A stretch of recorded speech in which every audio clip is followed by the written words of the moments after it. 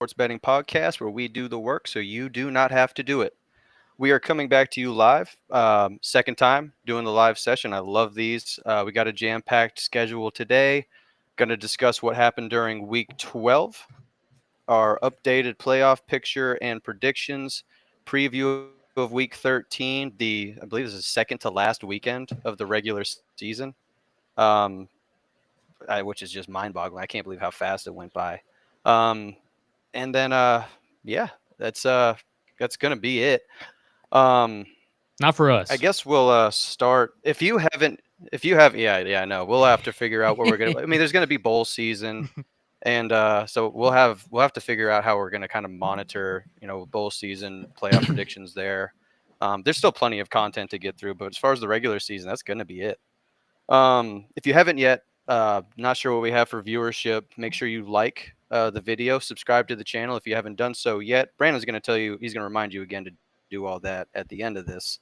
But I think without further ado, let's go ahead and recap the previous week.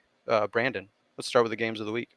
Yeah, pretty solid slate we had for the games of the week. I'm starting to get fired up about this team, Arizona State. They played Kansas State. They're making some noise. Um, Arizona State took the victory, 24-14. Awesome to see. I don't know why. I like that they're bringing some noise. They're giving BYU a little bit of run for their money. It's fun to watch.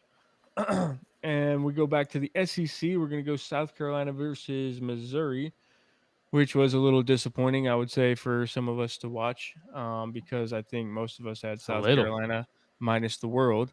And for some reason, the game was closer than we thought. Didn't feel like that, but the game ended up being closer than we thought. South Carolina takes the win 34-30.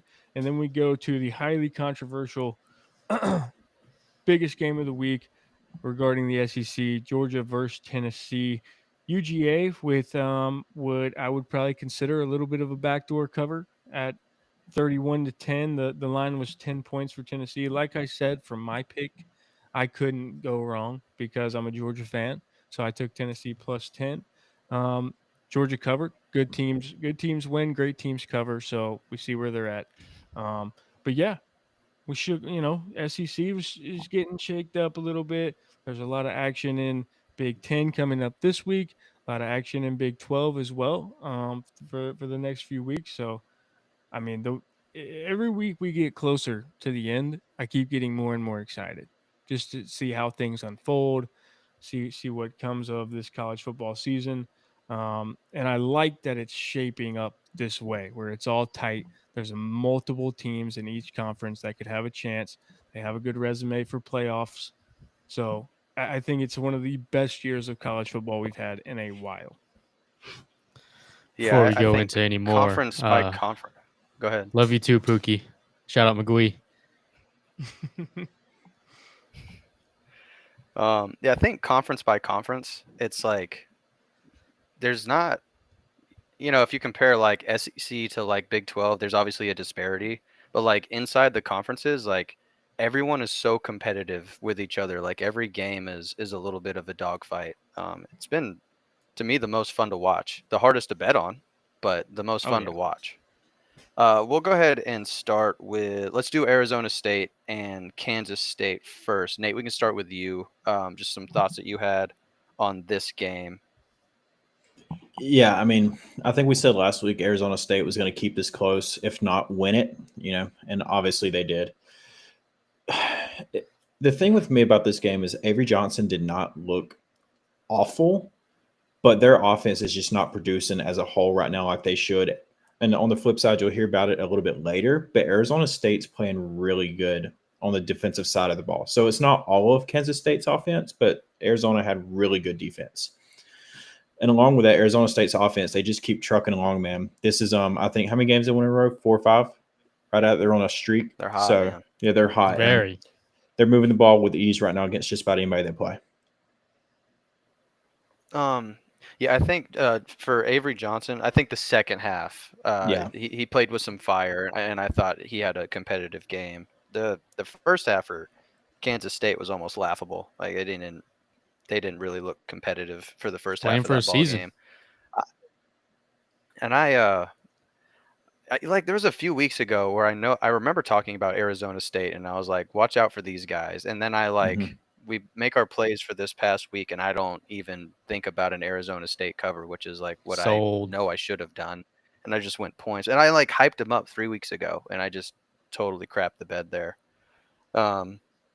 But what I will say, I apologize, Arizona State. You're not getting enough shine. But when you check out my playoff bracket, that shine is coming. I'm gonna make it up to you guys.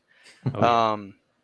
I talked about Scatabo before. I think he's a great running back, but the person that no one talks about enough is Sam Levitt. He's That good. dude is a nasty quarterback, bro. That's a nasty quarterback. Multiple arm angles. The ball gets out, looks good. He can throw the deep ball. He can create. This is a legitimately good quarterback that no one has talked about. He didn't exactly start the season, so I guess it's kind of like he came on late, but like that's their starting quarterback, and he probably should have been from the beginning. That dude is good. Yeah, so But that's really all I got. he threw for right at 300. And K-State's been, I mean, they've had a pretty good defense throughout the rest of the year or earlier this year. No, he ran that offense, dude. Like I was actually super disappointed with Kansas State, but very impressed with Arizona State. Will, Brandon, you guys got anything? I mean, like I said, I think Arizona State is just. I mean, they're an exciting team to watch, and I like what they're doing in the Big 12 because they are making things a little difficult for some other teams, like say BYU, Colorado, stuff like that. And Kansas State, I think, is quite fraudulent. I think when we watched them play BYU earlier in the season, and they got absolutely Bad. slaughtered. So yeah, I think they've gotten by for a long time this season playing mediocre teams.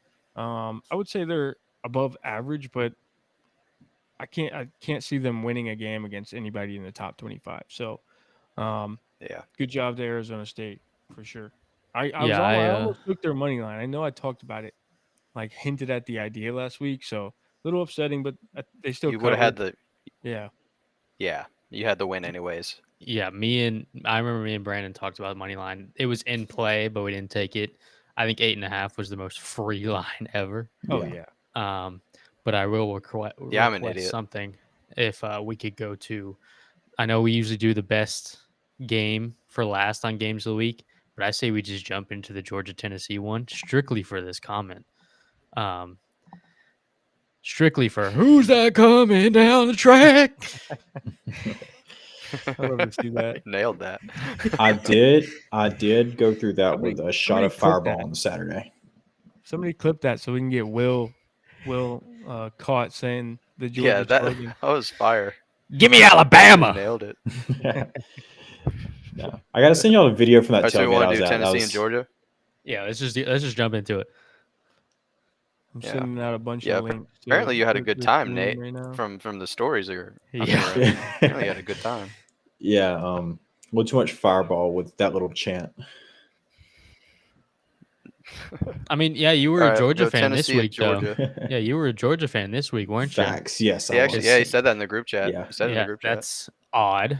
But yeah, I guess I can go first since I have probably the least to say about Yeah. it. Yeah, I got it a little bit. Yeah. I mean, Georgia, didn't they score 31 unanswered, something like that? It was pretty, or no. I don't know if it was 31 unanswered, but I know they after the first quarter they outscored them 31-7, which is ridiculous. The offense just didn't look explosive at all, and the one thing is I can't remember it off the top of my head, but I don't think Carson Beck had a turnover. He did not. Yeah, so that I mean, like you see what happens. Carson Beck doesn't have a turnover, and you beat a top 10 team by 14. Like, I mean, it's something to be said. But I think this kind of it puts Tennessee on the outside looking in the college football playoff picture because they have to look good in these next two games, even though they're not playing maybe the best competition. But they now have to prove why they should be in the college football playoff because they won't make the SEC championship. They won't get the automatic bid. And there are so many teams vying for like those last three spots, basically. No, I think you're right, Will. That's That makes perfect sense. I mean, we've seen Carson Beck can be a good quarterback. He just can't turn the ball over so much. And wide receivers can't drop passes. I mean, I think it was the first or second play of the game should have been a touchdown, and we had a drop pass, a drop depot. So I think as far as Tennessee, the I think there side was of Tennessee two. I goes, think there was two in like the first couple drives. yeah, and it felt Two like drops that were bad. it felt like here we go again. This is like the same thing we saw with Ole Miss, just drop pass, drop pass. So I think on the flip side, though, for Tennessee, I mean, they did beat Alabama. That was at home. And still got to think. I mean, this is a redshirt freshman quarterback, young guy going into, I would say, a tough environment, night game at Georgia. They still ran the ball fine, I would say. I mean, Dylan Sampson, he's that guy. But Nico only had 167 yards. So I think the way we've seen teams beat Georgia this year and in the past is you got to throw the ball. You got to have explosive plays down the field. Explosives. Yeah, Yeah, explosives for sure. you Shout might out B have- Hilly. Yeah, you might have success running the football, but it's not going to get points on the board against UGA.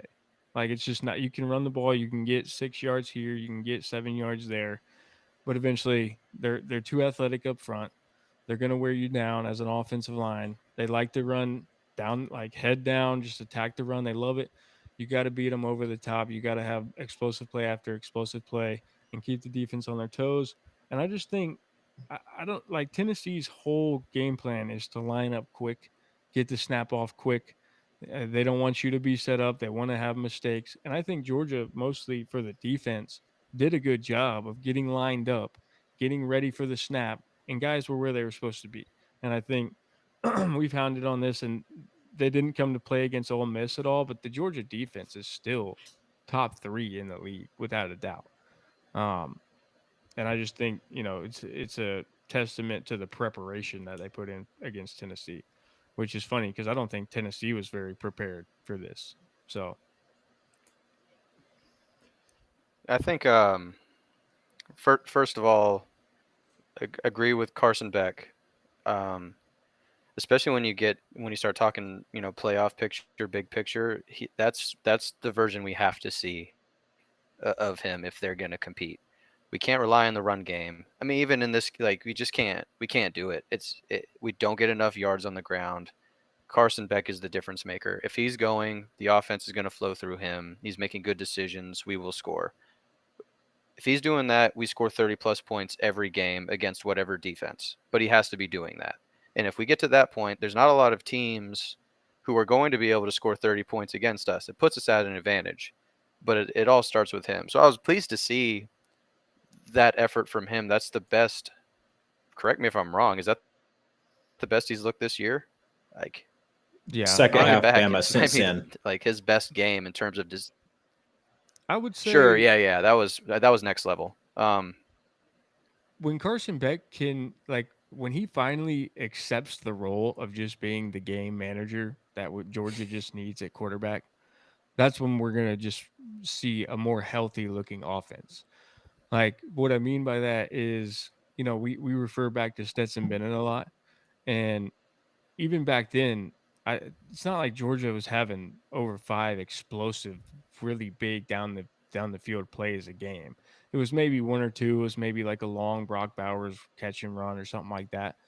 But the offense and the kind of the way they move is just like slow, grind it out. Everybody's got to execute and stick blocks. They're going to run the screenplays.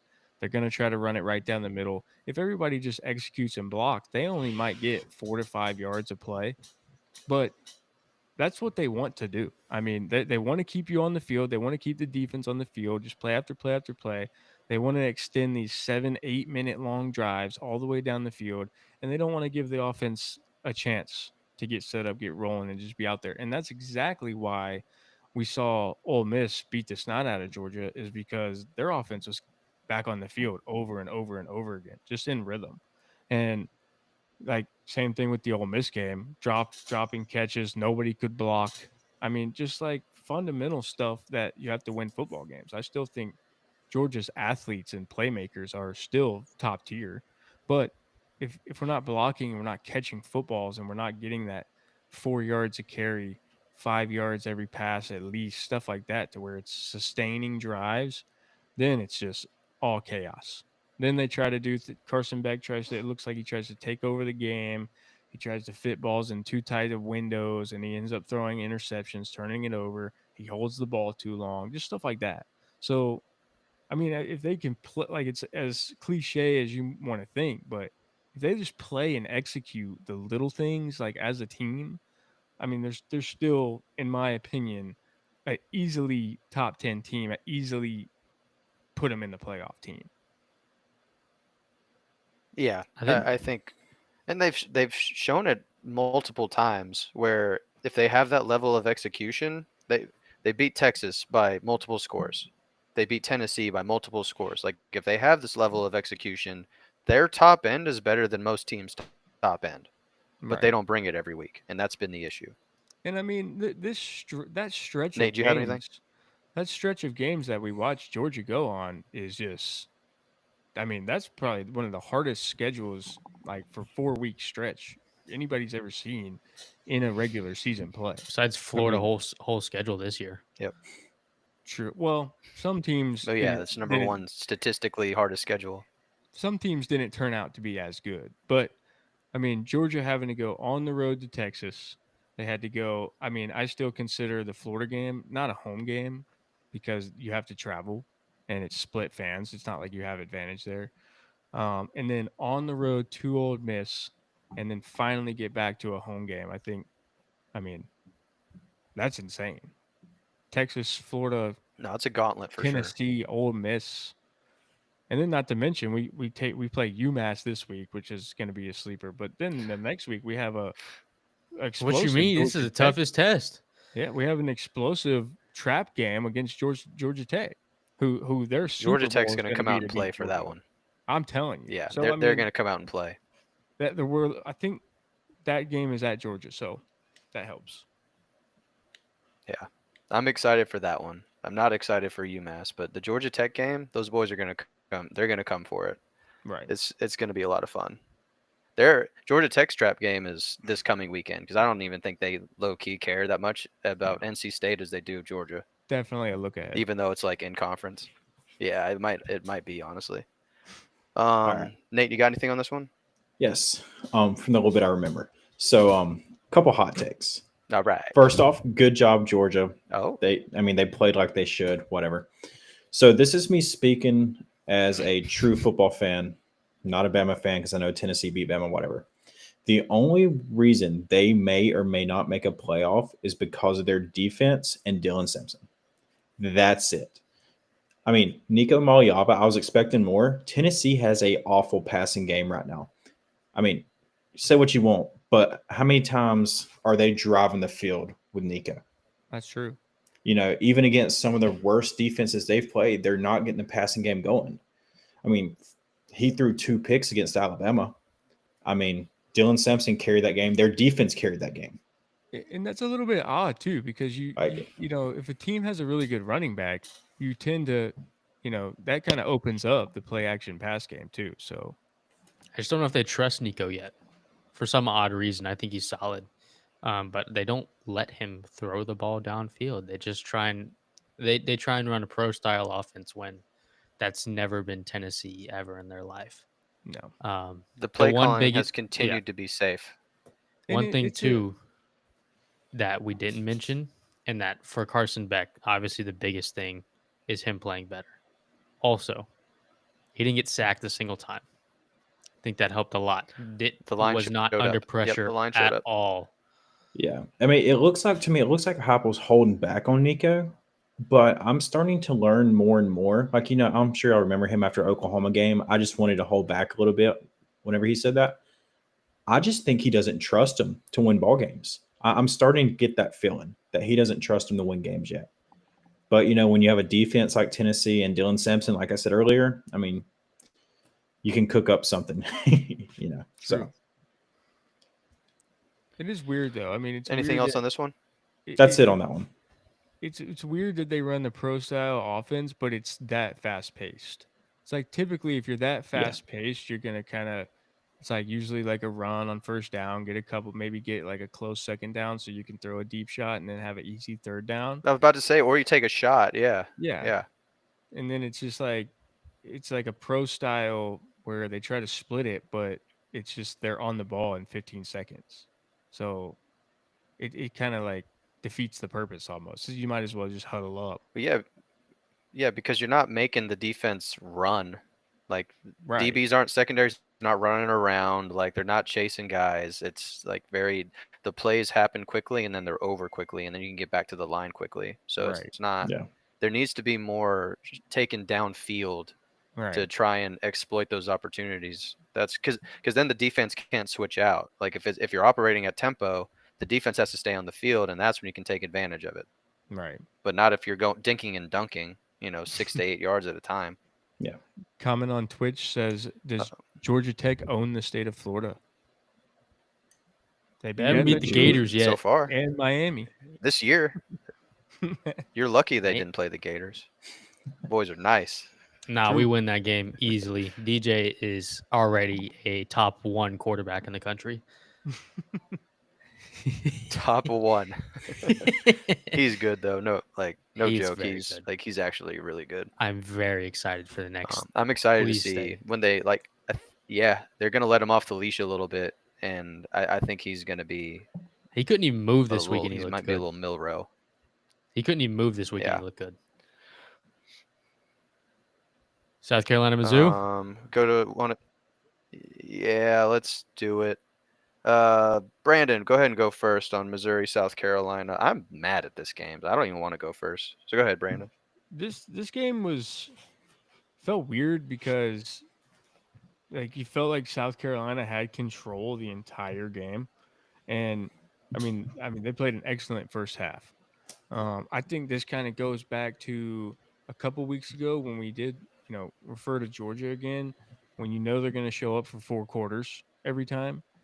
It was like almost like South Carolina jumped up pretty high, and then second half and fourth quarter just kind of was like, oh crap, we still have a ball game to play in. But what I will say is, sucks they didn't cover. Brady Cook showed a little bit of like last year Brady Cook, as far as like a little bit more dynamic, a little bit more of an explosive player. And the run game was pretty freaking impressive too. Like I think it's Nate Noel. I think he had 150 yards, so that was impressive. But I mean, still with those good numbers, still South Carolina to put up 34. It's just kind of this is the Missouri, honestly, that we've been looking for, that we thought we were going to get all season, and then they've just been mid. So I think Sellers has a chance. I would say bold, way too early prediction.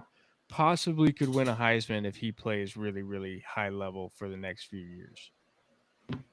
But I just think South Carolina, I mean, they're deserving, I think. I think their resume is deserving as anybody's right now that's on the fringe of a playoff. Sucks that they have that third loss. But they fire me up, man. I love watching South Carolina. They're fast on defense. Their quarterback is, dual threat. Rocket Sanders is awesome. What's not to love about South Carolina? Yeah, I think like you said, that was Missouri's best game. Like that's the best game they have played the entire season. That was, like you said, the version that people, not me, other people were expecting to see out of them, and it took until week 12 for it to happen. I agree on South Carolina. Sellers is a problem. That's a dangerous man. 5 touchdowns? Was it 5 touchdowns? Yeah. Yeah, that dude's exciting. And also, yeah, Brandon, you kind of nailed it. I agree with every single point you made. I was low-key impressed with Brady Cook. I think that was a good performance. Like you could tell he wanted it. Like he played to win. He played to win that game, and I think he left it all out on the field. He played a great game in my mind, and I like the running back too. I think Noel is nasty. That's how he played all of last year. Like, you know, when you Yeah. when Missouri took the field, they were gonna play football for 4 quarters. Like, you couldn't slow Yeah. up. You had, especially, I forget the name of the running back they had last year that was really good, but it was Schrader? like, yeah, Schrader, and he was the same way, just gamers. And it feels like this year, Yeah. it's just like not that.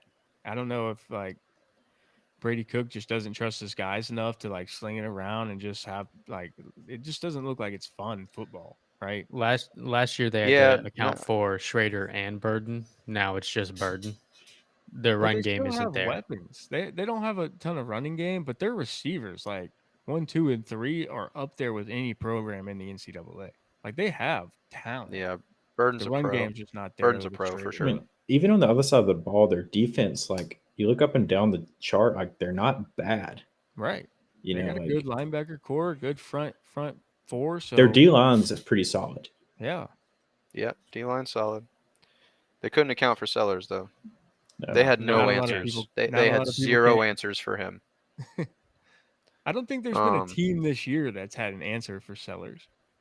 The only one no, was it's LSU, his and that is was more getting them like hurt. Yeah, that's and then about the to say, backup like you came in either and took him couldn't out of the throw. game.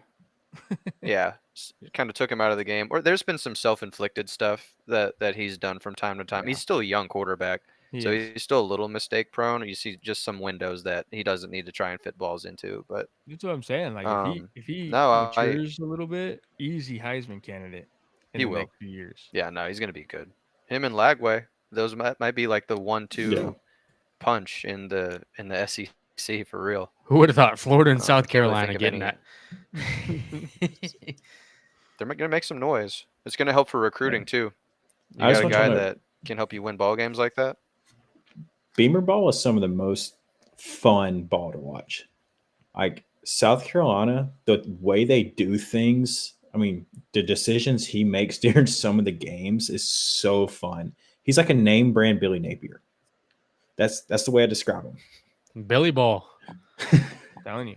Billy Ball. Says in the chat, the only answers for Sellers is himself when he fumbles snaps, but he's cleaned that up. So self-inflicted. Yeah, wounds that's 'cause what I he's was saying. young. Like exactly, self-inflicted stuff. You know, Dude, he's a young guy, so he's gonna do those things. I mean, even experienced QBs have been doing that this year. It's been a lot of fumbles this year. college football 25 does not do his Um, arm any justice. Well, I don't think they knew. Yeah, think it's they too did. accurate too. Most people didn't. Like who knew? Like who knew? Right. They knew with Anything the else on this one? speed. They knew with the That's going to be a speed. great game. No. South Carolina and Um, Clemson in 2 weeks. I just think South It's not going to Carolina. be a good game. It's not. South Carolina's going to win by 2 touchdowns. I just think South Carolina's They're going going to by be a 2 force in the SEC the next couple years. For sure. For sure. They're already. They'll be They weren't sneaky. even supposed to be that good this year. Yeah, they weren't even supposed to be that good, and they're competing with the top teams. the- But no, South Carolina and Clemson will not be a good game.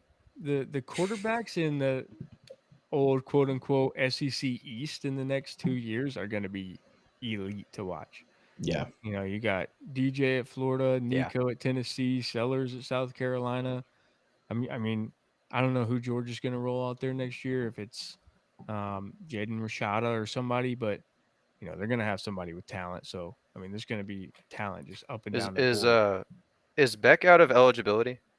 Oh yeah, Yeah. I think it's 5th year. Fifth year. Okay. Since we have a Okay, couple, well, you can play for 7. Yeah, you can play for 7. True, So I didn't know. just I think the last turnover for guys with like COVID years and all that is 2026. So like after 2026, Yeah. it's either 4 or 5 years you're gone. I don't Just know. look- Cam Rising will be playing for another 7 years. yeah. Yeah. Just a little yes or no, real quick for Brandon and Cam. Do y'all think Georgia goes into portal for a QB? No, they got 3 backups right now that are. There's are 3 probably- options. Yeah, they're probably all capable. And from what I've heard, I think they try to go get skill guys.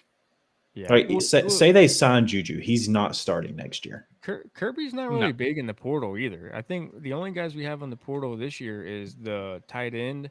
I forget his name, and what's his name? The guy from Missouri. I always go mind blank when we talk about Georgia football players. I think with that it's either Gunner or the portal. I don't think Rashada starts. I don't think Yeah. if they get a freshman that he starts. I legitimately think it's Gunner or the portal. That's what I was thinking. Yeah. And that'll be good though. I mean, Rashada will, I think he's capable. It'll be good competition too, which is what I like. Like this year, you have Beck, and he's projected, you know, earlier in the year was projected a first rounder. So it's not like you're going to have a And lot now of he's like the competition. 6th. Yeah. So you're not going to have a lot of competition. But now, you got two guys that are going to be battling for a spot. I love that.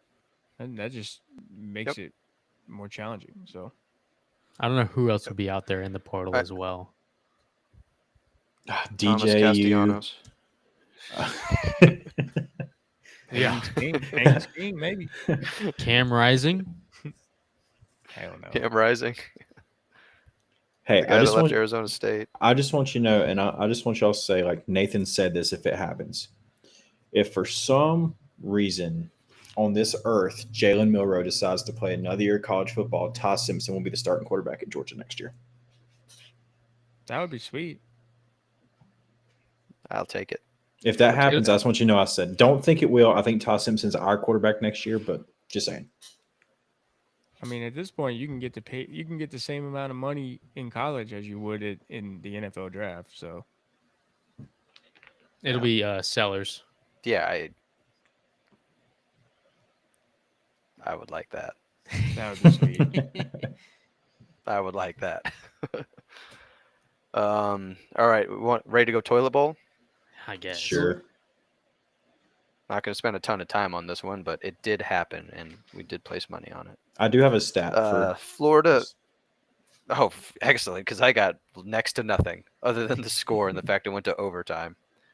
Florida Atlantic University at Temple. Temple wins this one 18-15 in overtime. A real nail biter. What a game. Nate, what's your stat? What's your stat, Nate? So it's not about the game; it's about the mascot. So I told Will this earlier. Every FBS team that has the mascot of an owl has fired their head coach this year. Hootie hoo. Temple, Yeah. FAU, Holy cow. That's kind of crazy. Yeah. Kennesaw State, Kennesaw State. Rice. Oh, my God. Yeah, it's crazy. So That's a it's heck bad- of a stat. It's a But, bad I year to mean, be an owl. Owls are on the come up though next year. But for the game, no think so? stats. No stats at all. Absolutely. I got no fireworks here. Two bad Nope. teams playing bad football. No big plays. No explosives. Temple tried to blow it. Temple won the game, but they didn't. So I'm officially the toilet bowl guru. Yeah. You guys have me in every other statistical category. The toilet bowl is mine, and you cannot claim it from me. You're out of contention for first So place. stay in there. toilet bowl I games. think the biggest thing that's come out of this game is Tom Herman's downfall. I think that's the biggest thing that came out of this. Yeah. Yeah. Texas head coach to be fired yeah, if from you guys FAU. don't- Elite at Houston. Yeah. Yeah, how the mighty have fallen. That's a tough road. That's a tough road. If you guys don't have anything on that, we will move on to individual plays. Ready? Nope. Give me yes, I am now ready. Nathan. Okay. All right, Okay. go ahead. All right, yeah. So on my individuals, I went 2-1 on the week. I'll start off with Colorado versus Utah. So I had over 46.5 in this game. If I'm not mistaken, I said I think Colorado will score almost all that themselves, and they did. This was a very high scoring Correct. game. Colorado made Utah look like a peewee team out there. So not much I can say about this game. Colorado's defense did step up a lot better, or they are getting better throughout the year, even though Utah was playing with a backup QB, whatever. Offense not that good, whatever. Colorado's defense did step up still. So next, I'll go BYU -3 versus Kansas. And for any of you that watched football this weekend, that did not hit. That was an upset. So I think the biggest thing in this game, and BYU might have got exposed a little bit because Kansas runs a lot outside the numbers on offense. They're able to spread BYU out, I think that really is what hurt them, and they were able to hold on to the ball long enough where BYU couldn't get it and score. So that one lost. Cincy +4 first half versus Iowa State. That was my plus money play. I did hit on that since he was able to keep it close first half. Their defense just wasn't able to quite hang on during the second half. So, Will. That is it. Going to mine. Second straight week of going 1-2, but the plus money play hits again. Fantastic. Same. Oregon -13.5 versus Wisconsin. Had a little bit of a scare there. May see some shakeups in the college football playoff predictions based on it. But I actually think Wisconsin's kind of trending up. We'll see them later in my picks. Then the plus money play that did hit. Penn State spread was 28.5, bought it up to 29, got it to plus money. They absolutely blew Purdue out. It was not close at all, really. Even from the first like snap, you could tell Penn State was going to blow them out. And then going to Ohio State versus Northwestern. I was watching this game. I was so confident the over was going to hit. It was 31-7 halfway through the third quarter. It's like, okay, they need 7 more points, or not even 7, 6. And they got Ohio State gets stuffed on fourth down in Northwestern territory twice. Northwestern gets stuffed on fourth down in Ohio State territory twice. This game, literally, like I've never seen a more rigged against the over game. You kick those field goals and they hit, but no, you get stuffed on fourth down against Northwestern twice when you have one of the best and most explosive offenses in the country. I legitimately think it's just the wind was blowing in Wrigley, so the unders are always hits when it's there, when the wind's blowing in. So yeah, 1-2, but plus money play hit. I also went 1-2 in the ACC. I experimented with some first half spreads. We won't do that again. That we're done with first half spreads for now. First one was Cal first half -3. Syracuse is a very difficult team to bet on because they are so back and forth about whether they want to play good or play bad depending on the week. Syracuse played easily their best game of the season. They looked fantastic, and I don't think Cal was expecting them to be as good as they were, especially having to travel all the way over there. Kind of that West Coast disadvantage that we expect to see in a lot of these games didn't happen. Syracuse came out on fire. They actually won the game outright, and Cal was favored by, I want to say it was by 7.5 or 8. And they got upset by Syracuse like 33-25. So needless to say, Cal was down by like 16 at the half. So that didn't have a prayer. SMU, first half -7. I can't. They were up by 6, So they missed a 27-yard field goal on their first drive, which if that field goal hits, they are up by 9 at that point. I can't be mad at that one. They ended up winning the game by 10. Like everything about the flow of the game was correct. So I would bet that again. I think there's just some bad luck with that one. Boston College, though, shout out to Boston College against SMU. They played a heck of a ball game. Very competitive. It was actually a lot of fun to watch. They are not nearly as bad as I thought they were going to be. The run game is actually something to be taken serious. Last one was my plus money. This one was free. I had no doubts about this one. Wake Forest +10 against UNC. That's the University of North Carolina, for those who don't know.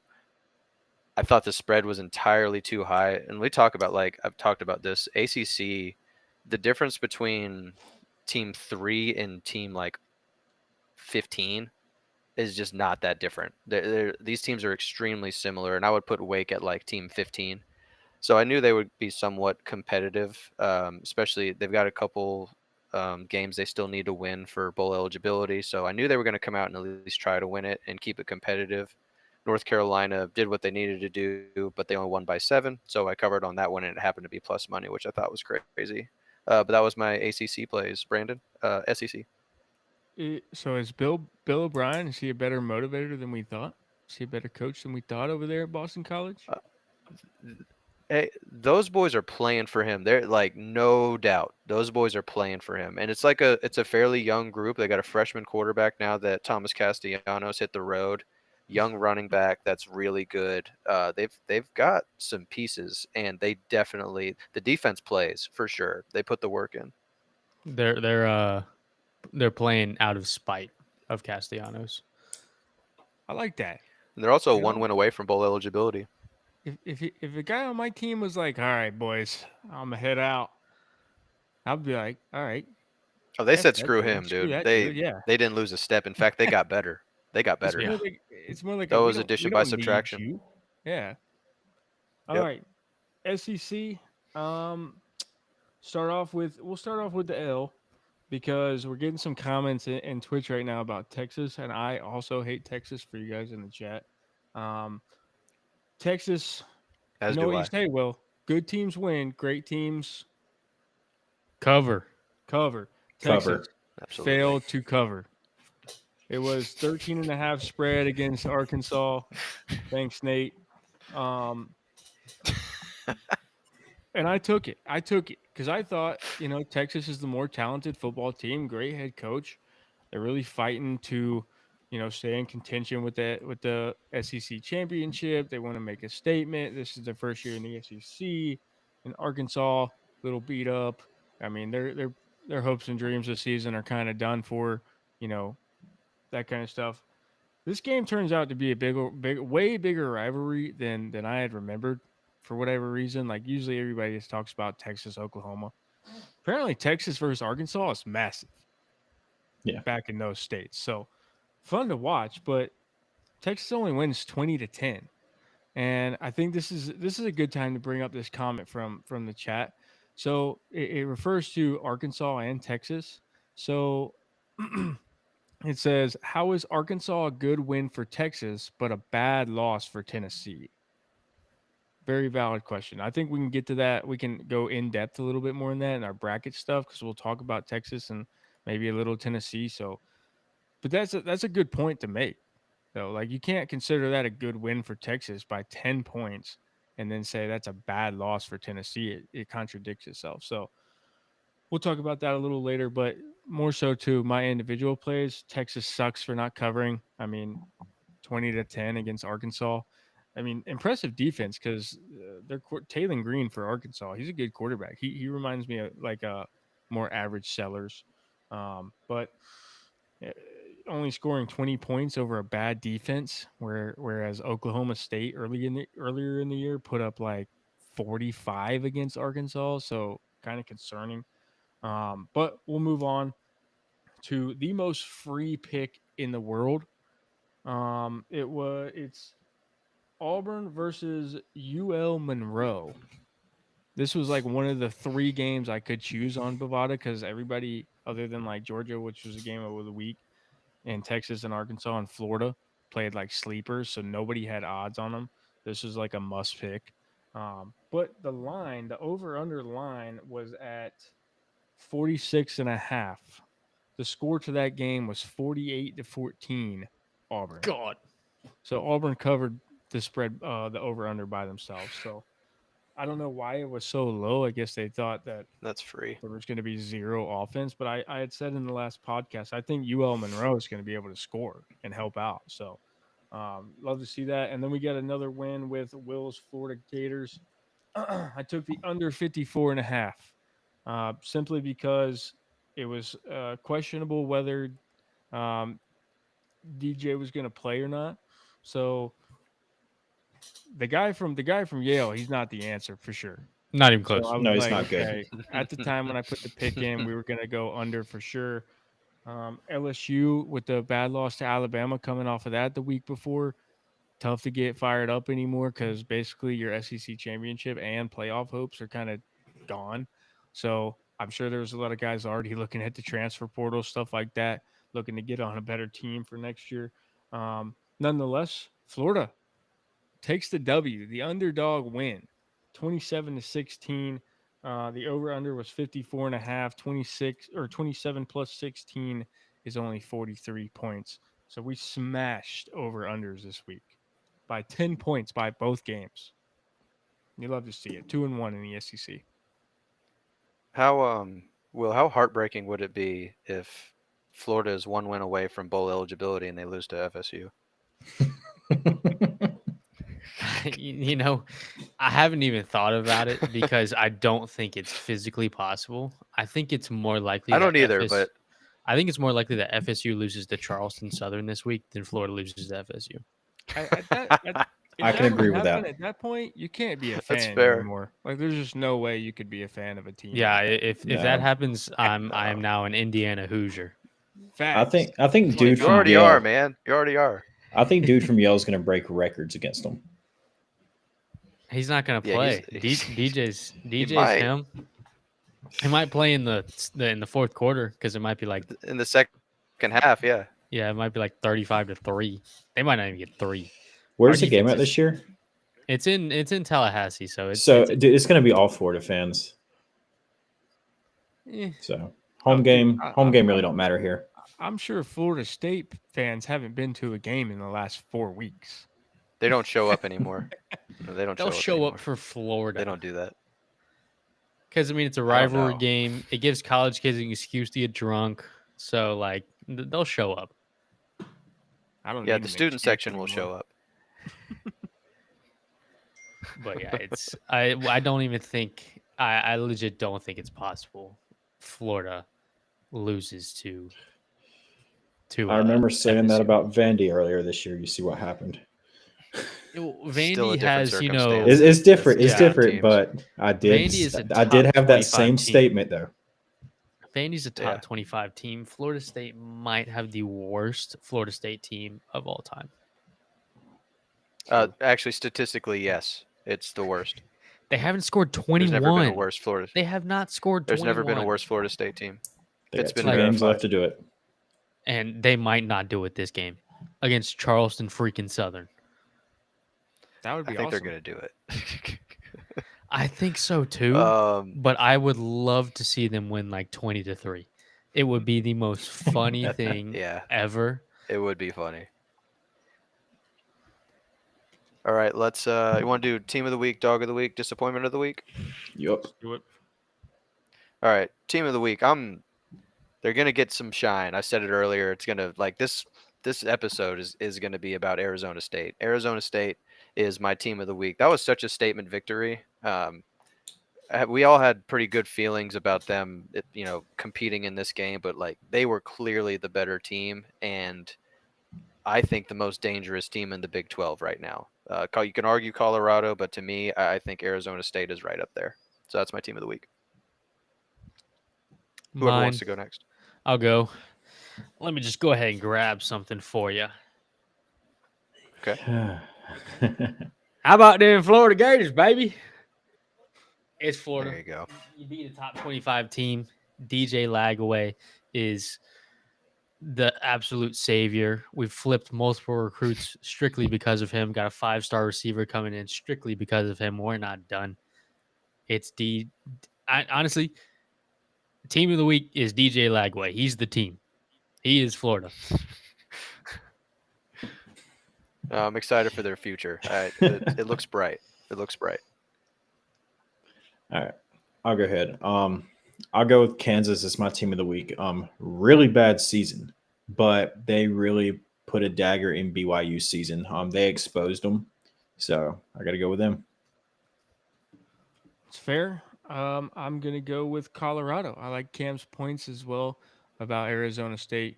Could have easily chose them as well, but Colorado handled business. I think they're trending up every single week. So they had 405 yards total offense, and it was basically all Shador Sanders.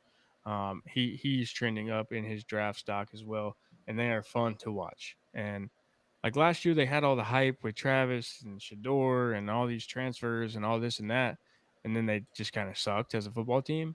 This year, they have all the hype with all the big names and all that, and they're a good football team. So I love watching them. You guys will hear more about them in our bracket talk. Also, the correct answer is Georgia. We're we don't want to choose the same team every week. The correct answer is Georgia. True. Yeah, They handled business. That was the statement win of the week. Dog of the week. A lot of people don't know this name like they should. You get lost behind like Genty and Ohio State's boy. Like those are some solid running backs. Omarion Hampton is a professional. That's an NFL running back probably next year, and he's going to tote the rock a lot. 35 carries this past week, 244 yards and a touchdown. Also had 5 receptions out of the backfield. He does it all. He is literally North Carolina's offense, and he's going to make an NFL team very happy after this year. Mine, he's actually, I believe, a transfer from Arizona State, but transferred to Florida just like Ricky Pearsall did back in the day. Elijah Badger, 6 catches, 131 yards, and a touchdown against LSU. It was basically the DJ and Elijah Badger show. Like anytime it was a 3rd and 4, honestly 3rd and 12, the first read was always Elijah Badger. Like anytime we needed something, he would come through, and the touchdown catch was very good. Kind of back shoulder, looked really good. Good throw, good catch. Elijah Badger, dog of the week. Nice. Yep. I'm going to go with Shador Sanders. He went 30 of 41 for 340 yards, just absolutely torched Utah's defense. Well deserved. I'm going to go with the 4-eyed bandit, Lenore Sellers. Even though he hasn't been wearing the goggles lately, I think he got contacts or something like that. So that's Bring cool. him back. Yeah, he needs to bring him back. Actually, I think he's better without him. I think he's been playing better without him. Probably. But he had 353 yards, 5 touchdowns. That's 353 yards on in the past game. He also had 45 rushing yards, which I would say is a tick low for him. Did throw 1 interception, but I mean, he's an explosive dude, man. Like I said last week, I'm telling you, he's going to be the closest thing to Jalen Milroe and like the Lamar Jackson type that we've seen. And he's very young, so very dangerous player to come. He might be Cam Newton. For sure. Fast and big. We'll see. True. We'll see. Disappointment of the week. Man, you guys probably didn't watch this game, but Louisville played Stanford last week. And does anyone know how Louisville lost this game? Game-winning field goal. Yes, but so Louisville has the ball it's tied. Louisville has the ball, which it shouldn't have been. That's crazy in itself that Stanford tied the game with them. Louisville has the ball is around the 50. Might have been plus territory. 3 and out, trying to go deep for the end zone to just win the game. 4 straight incompletions. Sorry, they went for it on 4th down. So Stanford gets the ball. There is literally 6 seconds left. They are on, I want to say it is their own 46-ish, because the ball didn't move. It was in their own territory. They run like this, like outside, like screen pass, gets knocked out of bounds. Time expires. Unnecessary roughness call on the defense. They move up 15 yards, and it's now a 57-yard field goal. Dude jumps off sides, 52-yard field goal now, and they bang it to win the game 38-35. It is the worst loss I've ever seen in my life. That's Louisville is the disappointment of the week. I love football. I don't even think there should be any other It was disappointment of the week. insane. Um, It was insane. I've never seen a team lose like that. Mine, although they won the game, based on how we all chose it last week, how much we were absolutely dogging on Mizzou the entire year, it's South Carolina. They should have won by 40, and they won by 4. Screw and them, dude. Had to score a touchdown with like 10 seconds to go to win. So yeah, They it was ruined South my Carolina for narrative. me. Ruined the narrative. All right. My disappointment, you're going to see a trend here, is BYU. The biggest reason I picked them is you can't let a 3-win team come into your place at night and just, like I said, put a dagger in your season. It can't happen. Yeah. That's fair. Mine, I'm going to go with another team that actually won, but it is going to be Oregon. They only scored 16 points against Wisconsin. Wisconsin actually was leading the game 13-6 going into the fourth quarter. So, I mean, Wisconsin, come on, you got to show up for the fourth quarter. That's why you throw up the four fingers when the fourth quarter starts. We got to finish that game. So that would have really shaken things up in college football. I would have loved to see that. But you can't expect a team to play perfect every single week. So you got to expect some adversity, a slip up here and there. Disappointing for Oregon. Still came out with the victory. So I mean, signs of a really good football team that they still overcame that and won. Still disappointing. Still scary. Yeah, found a way to win. At the end of the day, that's what they're gonna be okay with that. But yeah, you don't expect them to sneak one out by 3 against Wisconsin. Wisconsin is I don't know. playing a lot Wisconsin. better. I was about to say like they're kind of peaking a little bit. So I did see it as a somewhat dangerous matchup, but I didn't see a 3-point like sneak it out win. Okay. Also, do we want to go? Mr. Gibson Kip, you are correct. Utah does not have a defense. They are very Oh bad. no, they don't have. They one of also those. What's that? have What's a defense? 27-year-old quarterback who should not be in college, who needs Indeed.com. Just thought I'd throw that out there. Correct.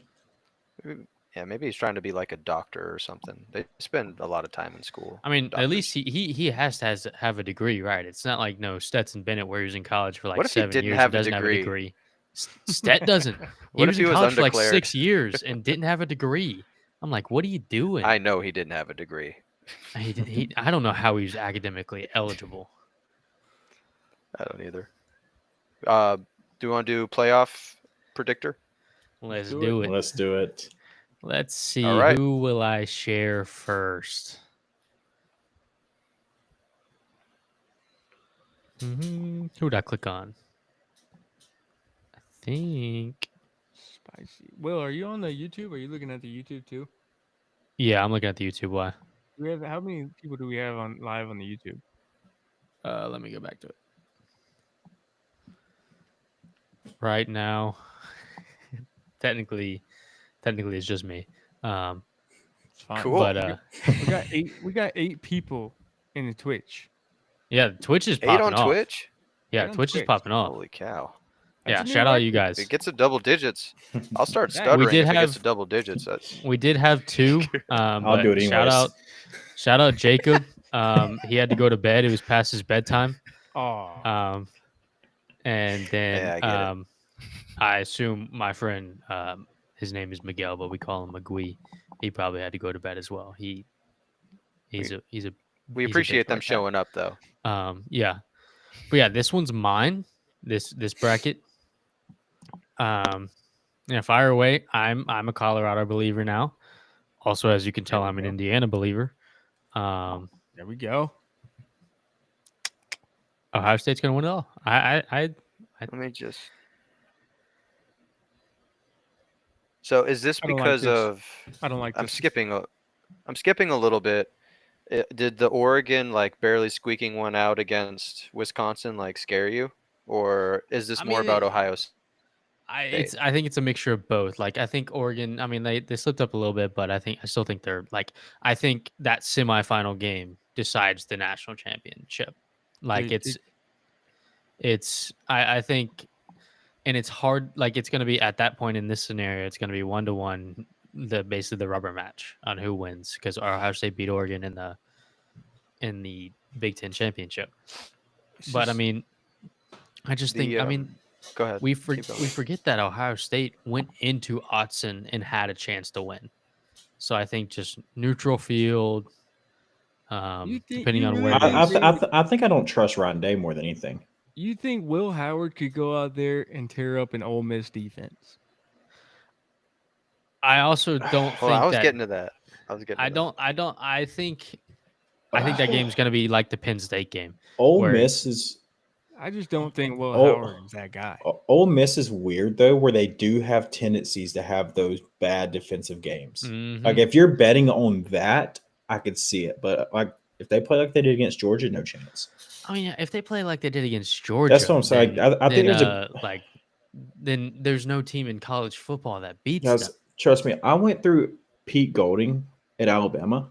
I would not get your hopes up for that to be like that every game. I mean, I yeah, just I'm looking at this Ohio State gauntlet they would have to go through in a playoff, and having to start off with Ole Miss, then go These are play tough. Oregon, then play Alabama. There's no way they win all three of those. If they do, if they did, very deserving to be a national championship winner. But I just that schedule is almost that's harder than the Georgia schedule the last 3 weeks, Yeah. 4 weeks. It's a I- I mean, that's what gauntlet. it's supposed to be. I want to It's point out. playoffs. I want to point out real quick. We hadn't really talked about it, but this is a good example. The best seed in the playoff is the 5 seed. We hadn't really said that out loud on here yet.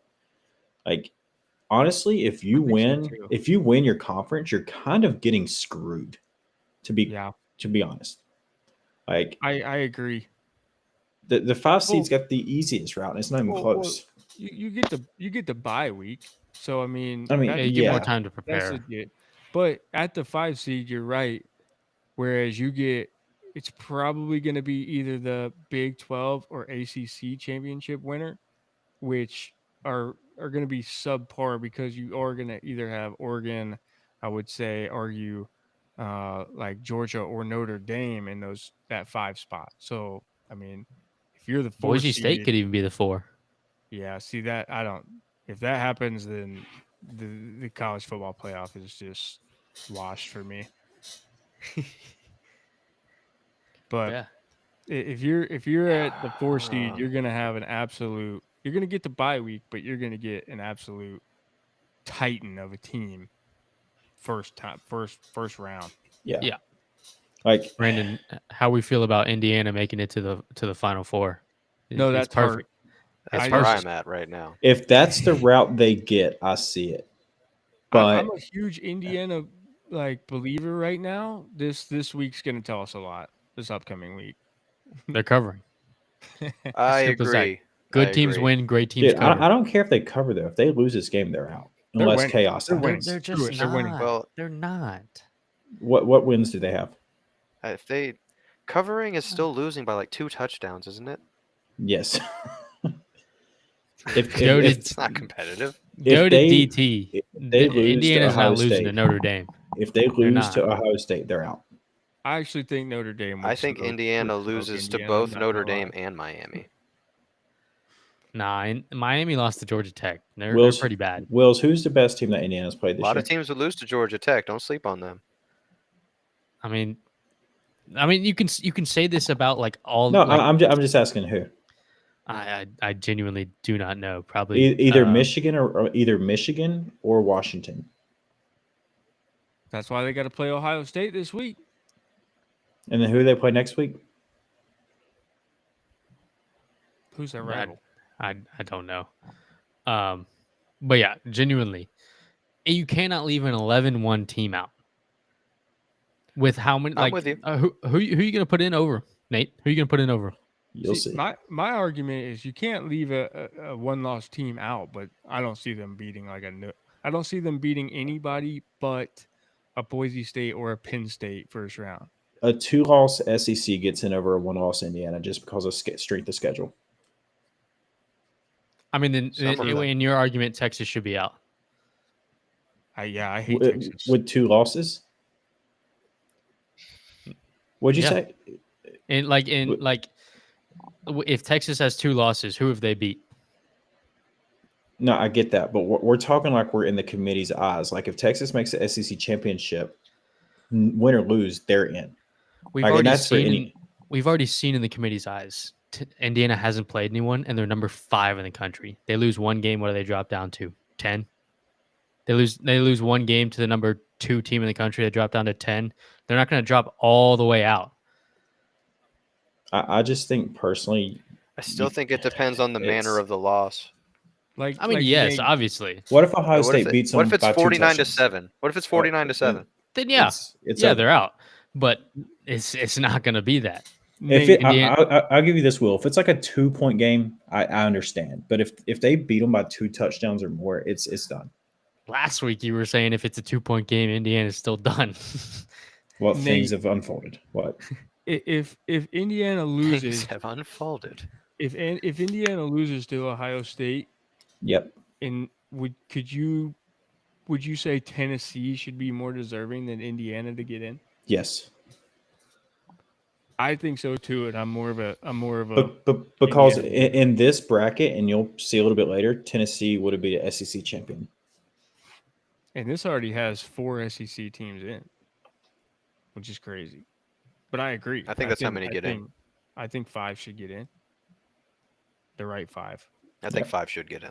I Like I also said, think I have Indiana in my bracket too. Next but time we that's do just assuming this, they win. everything's going to be different. You know, I might be a huge Indiana fan next time. I don't know, but as of right now, Yeah, I think two-loss Tennessee gets in. What did Indiana ever do to you? They just went in. I think it started with overachieving? you just being really, really high on them, and then I look at their schedule. So you and just want to see he's my bought downfall? in. Is all, Yeah, you just want like- to see my downfall. That's what it sounds Listen. like. It sounds like fighting words. Yeah. It didn't happen with Miami, so I had to Yeah, switch. we'll it go to somewhere. yours next, Nate, and we'll just absolutely just rip Okay, it. rip mine apart, please. Just dump on it. Because Brandon already basically is on my side of this argument, so he'll at least agree with me on that one. I mean, I'm just a fan of the SEC. Like, you can't sit here and tell me that there's not 6 better teams than the top 6 in the SEC right now. This is Nate's. Correct. Yeah. Okay. See, this is more, I would say, realistic. And I'll just get the reason, and I am biased, obviously, from Alabama, but I think we can mostly agree the reason I have them going all the ways with a healthy Milroe, obviously. But right now, they are one of the scariest teams in football, the way they've been playing. If their defense keeps up and Milroe stays healthy, that's why I have them moving forward like they are. I mean, yeah. Why you were shitting on my bracket? I had Alabama in the national championship. You should like that. No, I agree. Great job there, Will. Great job. You got Great Bama, job, Bama. Will. you got Georgia losing to Ohio State. Yes. Too high. You guys are too high on Ohio State. I think. No, but I have y'all beating Tennessee. Like we said, it is a gauntlet. I think Georgia, or I think Carson Beck is going to struggle a little bit more going back-to-back weeks with that. I think y'all are going to beat Tennessee pretty good, lose to Ohio State. I mean, I'm high on Ohio State because they lost to who's been the best team in But- the country by 1. Like I said, if Ohio State goes out there and drops an egg on Indiana, then I'll think Ohio State sucks. So as of right now, though, this is just what Fair. I think. Yeah. Like, I can't believe you sold out and put Boise State at 4. See, like that's just a waste So- of a spot. okay, but I get it That's from that's a bye week. from our eyes. I 100% understand it is, but when we're looking at the playoff itself, it's the 4 highest ranked champions. Colorado, I think, is going to be if they win the Big 12 with their 2 losses, I think they'll be behind Boise State. If Boise State obviously I'd wins argue out. there's not a huge disparity between Boise State and the Big 12 winner anyways. So it's like, and neither No. one is going to win whatever matchup they get. To I me mean, it's yeah. negligible. Put them at 12, put them at 4. That's the same thing. No, yeah, it's the same thing. gonna happen. Basically, you had Will. It's just they're flipped. Yeah. And I mean, they're playing the same exact team, and Yeah, they're both honestly, going to lose. I think Colorado and Boise State lose by double digits to Oregon. So Yeah. So honestly, to any team in the playoff. and y'all kind of already know where I'm going. I with don't mind this one. I think Alabama beats Texas, or I would get into the A&M argument if they beat Texas, but I don't want to go there. If Texas beats A&M and makes it to SEC championship, which I think is probably going to happen, I think Ole Miss getting that break when Texas don't will be huge, and I think that will not even be a close game. Personal opinion. See, I think- I would have Notre Dame smoking Penn State.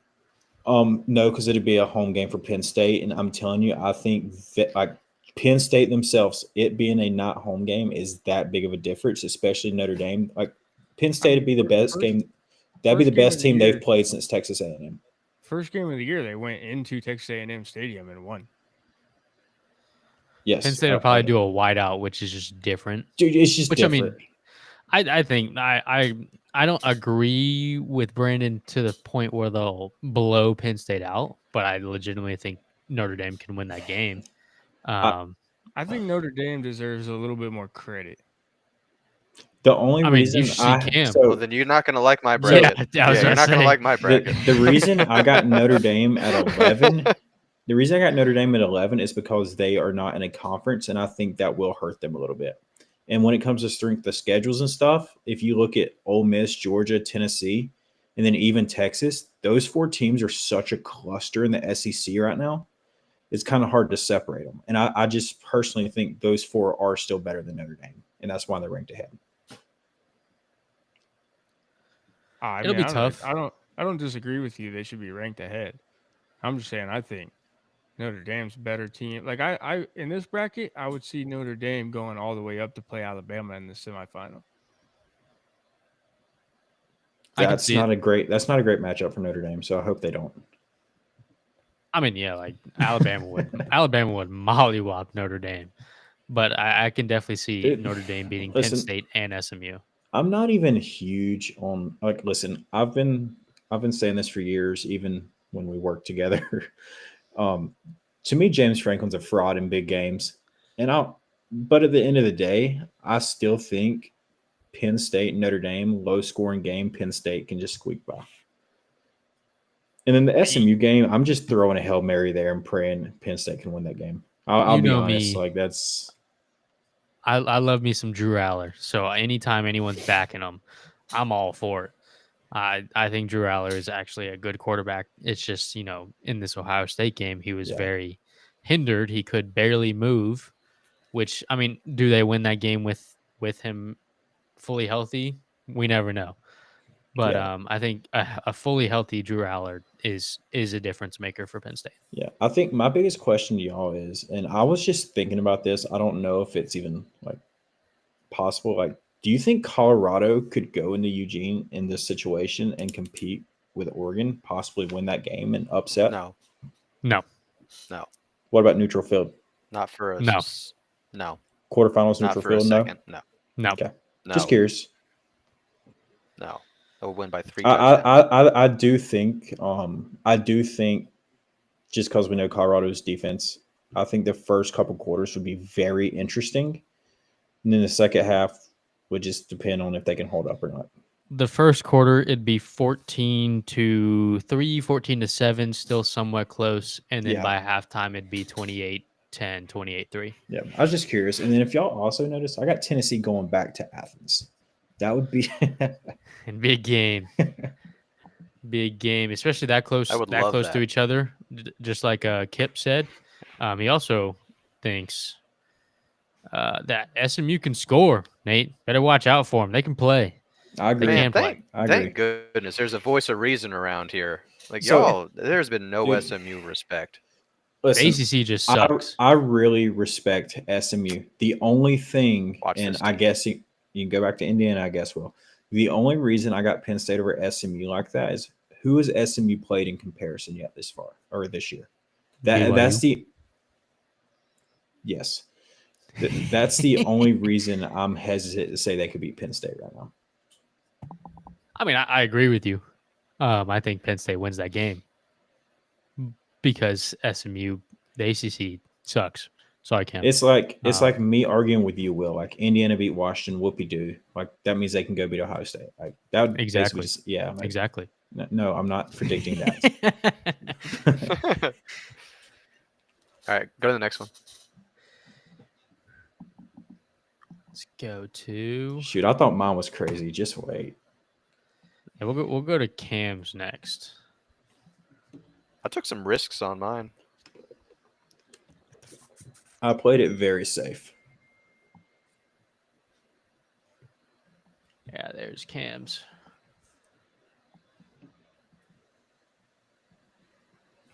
I always get the ad right in the way. I literally X them out all before the stream as well. All right, Cam. Arizona State, I love it. You know my first question. I see SMU in at 3. How's Miami getting in? So Notre Dame loses the second game. Okay. 2. and then it becomes. It's at that point it is between Indiana and Miami, and Will knows that I kind of flip flopped on this. I went back and forth. I think there is equal chance that Indiana gets in as Miami gets in. They said they would not punish conference championship losers, so that is why I have Miami in at 11. But I had Indiana there first. I will full disclosure. I had them in there first, and I flip flopped. It could So they'll easily want go their- either way. So But you Notre got Dame loses a game. so you got A&M in at number 8 as a 3 loss. No. Yeah, I 2. think they beat Texas. But they already had They've two already losses, lost 2. So they'd lose the Bama in the SEC championship. But Cam already said that they're not. Oh gonna yeah. They're not going to Okay. punish SEC. They're not going to punish championship. conference championship losers. Yeah. That's what they Okay. Whether said. they do that, Dude, whether I they didn't do say it. that They is said the it. question. I know we're SEC bias here, whatever, but the runner-up in the SEC still is legit. Like 8, I mean, could go play in any other conference. Swap the floor. Personal opinion, whatever. Who?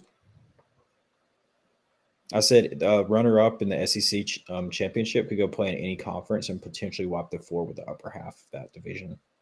The Big Ten? I don't think so. Yeah, and maybe It's gonna be flip flop close. Texas and Texas A&M. Maybe Texas A&M gets punished more and goes to 10, and Texas A&M goes to 8. Yeah. I'm going off what they said. They said they're not going to punish those guys, and so that would be not punishing them. Actually, it kind of would, because then they'd have to play Georgia. Yes, but I mean, But they get the home game. They get the home game. And in the committee's eyes, Ole Miss beat Georgia, and they'd be playing Ole Miss at 10. And technically, like if A&M is, you can't really, like, if A&M just beat Texas, you can't really put them below Texas. They just beat them. So just based on like the committee's eyes. The committee, So the that's committee is my not reason. good though, so we're just guessing here. I mean, that'll be So- freaking ADs and all that. So So you would have Texas. No. You'd have Notre Dame losing to USC last game of the year. That's correct. Or potentially Army, but I don't think they lose to Army. They lose to USC. They choke in the last week of the season. All right. Dude, I think even with the loss to Northern Illinois, a 1-loss Notre Dame should be just considered to be left out. yes, but they also That is a they- bad loss. That is a bad Right. loss. Just I mean, they beat A&M. They would have been mollywopped a solid Navy Smoking team. teams for the last yeah, 6 weeks. yeah. That's the thing. They would have beat Army. So yeah, I think Notre Dame is in. They have and to then lose. Going to the chat's point, If they win out, they're in for sure. saying Ole Miss lost to Kentucky. I mean, yes, but you can't leave a 10-2 team out that beat smoked Georgia. Like unless, beat if they Georgia. lose, yeah, they're out. But you're not going to leave Ole Miss out. Listen, if Ole Miss wins out, I they're think in that's. 110%. I think if they're left out, I think that's bad for college football. That is, Ole Miss is clearly one of the most dangerous teams in college football. Yeah, I mean, like if correct. like if you leave Ole Miss out, you technically you basically need to leave Georgia out. Then you need to leave Tennessee out. Then it's like Then it Tennessee, just opens up. Bama. It Yeah. just opens up And a then- can of then worms that Tulane can't gets in. happen. Yeah, like it's Still a if you leave- possibility. like Ole Miss has a top 5 quarterback in the country. They probably have a top 5 defense in the country. Like their run game may not be great, but they've shown that they have an elite defense that can cause problems to anyone. Yeah, they lost a game to Kentucky at home, lost to LSU, which may not look that great now, but LSU is still a solid team. So I legitimately think that good wins get you in as well. Yeah. Now the committee has shown that they'd rather a unblemished record, so no bad losses, than good wins. But I still think Ole Miss has to get in. Yeah. Texas plays Kentucky this week, right? Yeah. Is it home or away? I think it's at Kentucky. Nah, Dude. I think it's at Texas. I'm not predicting anything, but this is one of those games Kentucky thrives for. Like They're gonna show up. Dude, No question. They They're could gonna show up. They could create chaos if they pull this off. This is a game they would show up for 100%. And it'd make the other loss, like it'd make Ole Miss's loss not look as bad. No one has any gripes with Arizona State getting in the 12 seed. So They're hot. so you just, I guess you're predicting Arizona State goes through and wins the Big 12. I mean, I mean, I dude, can see it. dude, Yep, they went out. The Big 12's in a position where they're a couple upsets away from getting nobody in. I mean, one's got to get in. Like one has to get in Someone has to get in. because they're basically the rule is 5 conference championships have to get in, and or the highest ranked 5 conference champions. And I mean, unless Tulane comes out of nowhere and is the 5th highest ranked champion, that can possibly happen. it's I like, even if legitimately people in the country think Tulane is better than Arizona State, I don't think the committee lets that happen. No, I mean, I agree, but Big 12, the way they're playing right now, could easily make that a scenario. Unless like what's like Arizona, like maybe like say like a 9-3 or an 8-4 team gets in and just ends up winning, then that would be something, and then we'd actually legitimately have to have a conversation of, does Tulane deserve to get in at 10-2? I think a 10-2 Tulane gets in over a 3-loss Big 12 champion. Depends, but I don't know. I think it's really possible. 3-loss, probably not. 4, yes. All right, let's do the last one. No. The master of something crazy, Master Mr. Brandon. of chaos. The best one. This is Brandon's. Yeah. Yeah. Yes, sir. Okay. Dude, why is this thing so dull? What do you mean? It's like no bright colors like everybody. Boise State at It's just 7. dull. Yeah, Boise State sucks. How does that happen? Yeah, real quick, can you explain that to me? All right, so Oregon, they're at the 1 seed because they're going to be the Big Ten winner. I have Ohio State losing the Big Ten, and they still get in, but they get all the way dropped down to 9. Then we have Alabama. No, where do we go?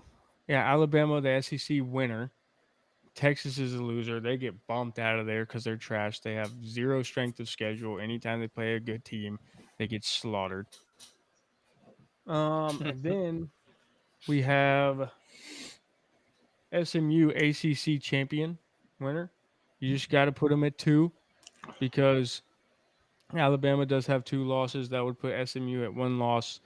I think that they could make a statement in the next few games and in the ACC championship to let them get that 2 slot. And then you got Colorado at 4 winning the Big 12. I mean, you got to put them at 4 if they're winning the Big 12 for sure, especially if it's against like an Arizona State or a BYU. And then you got Boise State. They don't really belong in this bracket at all. They're just there because they have to be there. You know they almost beat Oregon. And they're a top 12 team. Yeah, They're they're 7. Well, Wisconsin almost beat Oregon too, and look where Wisconsin. Boise State can beat Colorado, I think, any Saturday. Kentucky almost. We could do that. We could say so and so almost beat so and so. I mean, South Carolina almost beat Alabama. Florida almost beat Georgia. Yeah. So, what do you mean? Notre Dame, they're going to be 11-1 because they're going to smack the crap out of USC. So you got to put them at 5 because they don't play a conference championship game, but they are still a top 5 team in the country. So that just means, Penn State sneaks in because they're not going to play in the conference championship. Miami sneaks in because they're not going to play in the conference championship. And then, unfortunately, Ohio State sneaks in too because they're the loser of the Big Ten championship game, in my opinion. So you just got to throw Boise State in there somewhere. They don't belong anywhere near the top 5, but since their record is going to be decent because they play just like Division II teams all year, then, we got to throw them in this bracket. Georgia is not going to play in the SEC championship, unfortunately, but you got to throw Texas out of there because Texas' 2 losses are going to come from Georgia, who absolutely destroyed them. And if Georgia's not going to be in the top 5, then where are we going to put Texas? Who's Texas shown that they're better than in this bracket? Indiana. Cap. They haven't shown that they're better. S- I mean, Who, yeah, they who, haven't is- played each who- other. who are Texas's good wins? no, I'm not disagreeing with you there. So they have 0 because you guys talk about the good wins. They have 0 good wins, and they're gonna have 2 bad losses. So, they're gonna get smacked by Alabama. After Indiana loses to Ohio State, it's going to be the same scenario, except Texas just ran into 2 buzzsaws. Well, I mean, Indiana still could get in if they lose to Ohio State. Depending on the score, yeah. And they will. Yeah, and then you have Ole Miss, who they're gonna beat Notre Dame because they're just better. They're gonna beat Colorado because they're just better. They're gonna beat Oregon because they're just better, and then they're gonna beat Georgia. Because they already did. I Yeah. think my biggest question 'cause they're just is better. there's no Tennessee. There's obviously you said Texas, no A&M. Why does A&M? Why should A&M get it? They're gonna lose. They're gonna lose to Texas. They shouldn't even be in the SEC championship. Like I They think lost to Notre Dame already. like If Cam, Texas like loses- Cam or- said, if A&M beats Texas and then loses to Bama and it's not a blowout, I think A&M gets in. I mean, yeah, but in this, A&M's in- probably not going to beat Texas. yeah, in this scenario, A&M loses to Texas, No, and that's yeah. why they're out. Yeah. But I mean, yeah, Yes. if they win, then I think they should be in. But if A&M's not beating Texas, So a 2-loss Miami gets in over a 2-loss Texas. And realistically, beating Texas isn't a good win. Like, I wouldn't consider that like hey, this is make or break. Texas is not a great football team. Miami gets in because they Yeah, want in the their eyes they of want the their committee, man's it will be. Yes, they so want their how- man's Cam Ward in. How does that's what I'm saying. How does a 2-loss Miami get in over a 2-loss Texas? Cam Ward. Yeah. They want him on the bright I stage. think that name absolutely helps. I think the committee wants Miami in because of Cam I Ward. mean, I have Miami losing in the conference. Now I also have championship. That's Texas it. in. I don't have Texas being out. I have Miami losing in the conference championship, the ACC. So Yeah. if they're not They going to tend to not punish, punish them. yeah, so That's what they they're going said. to get in. Like, I don't want to make a statement on this because I'm biased. So I'll ask Cam and Will because I already see what you did, Brandon. Do you think a 1-loss SMU is ranked above Bama if they're both conference champs? I think they would be ranked above them, but I still would think Alabama's a better team. I can see it because I mean they did that thing where it was like I can see it. where like I think it was like 2-3 years ago when Bryce Young beat Georgia in the championship where they put Alabama over Michigan, the one loss team. I mean, like Nate, like the committee. Like, Yeah, I to can your see it. point, the committee talks all this crap about strength of schedule, strength of record, this and that, but they still They've have never done it. Indiana. They still have Indiana way ahead of like a Georgia. And we both No, know yeah. Georgia would slap 21 point spread on Indiana. Cap. Dude, I'm Be not close. gonna, I'm done arguing Indiana in case they win this weekend. This bracket to me, I think securely puts in, aside from Boise State, because for whatever reason they have to be in there, this puts in the most legitimate top 12 teams in college football in the bracket. So neutral field, does Tennessee win any of those first round games? Or sorry, it'd be a home game. Yeah, but there's nowhere to put them because we got to put Boise State in the bracket. I could see Tennessee beating Penn State and Indiana, and potentially like an Ohio State. See, that's yeah. But there's just nowhere to put them. I think that just goes to my whole thing of Indiana with 1 loss is out. But I mean, you could put him in over Miami. so well then that goes back to punishing. Yeah, You know, if they do don't punish. punish, then basically I- Miami's the one-loss team. Yeah, I genuinely wonder if they because they've said that they're not going to punish them. I do wonder if they do, but they've also said they care about like Brandon said, strength of schedule, and they've repeatedly shown that they care about your record being unblemished than good wins. I think they They've will repeatedly punish. shown that. Yep. They will punish Big 12, ACC, whoever else. I just don't think they'll punish the Big 10, SEC, and I hate it's like that. But they It's go. deserved though. Those are the two best I mean, conferences. they make their money off views. I mean, it's Tennessee could lose to Vanderbilt, and then they're out of the conversation completely. That would be something. That would make us look a little better or worse. Don't All know. right, we are close on time, so we need to move on to our Week 13 preview. Let's do it. All right, Brandon, introduce the games of the week for Week 13. Games of the week. I think this is the first week on Hold the Line Sports Betting College Football Podcast that we do not have an SEC game, let alone an SEC team in the games of the week. So we might be biased around here, but we do like to spread the love, and these games are without a doubt the most highly looked forward to games. It's a weak slate. This is like the Arizona State represented twice in a row. Yeah, this is like the play a cupcake team before you play your rival, but these games of the week are not that at all. We're going to start out, like Cam said, we're going to BYU at Arizona State. Arizona State is a 3-point favorite. The over-under in that game is 48.5.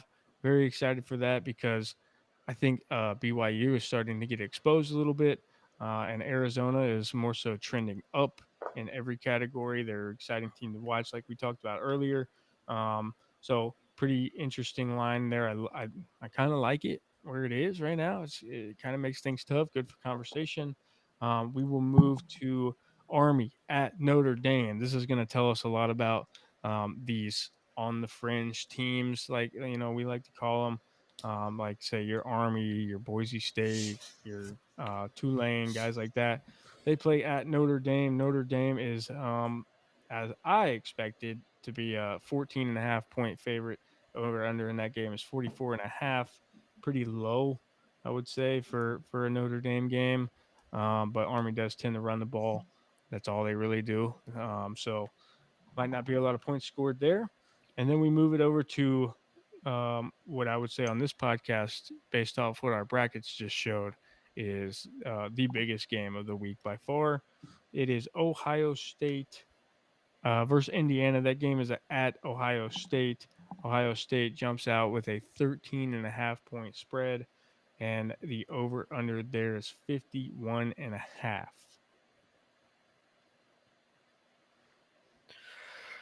Let's go ahead and start with BYU at Arizona State. Then we'll move on to Army Notre Dame and finish off with Indiana at Ohio State. Nathan, give us your thoughts on BYU and Arizona State. So I got a lot of Scrabble on the paper over here, so sorry if I get a little all over the place.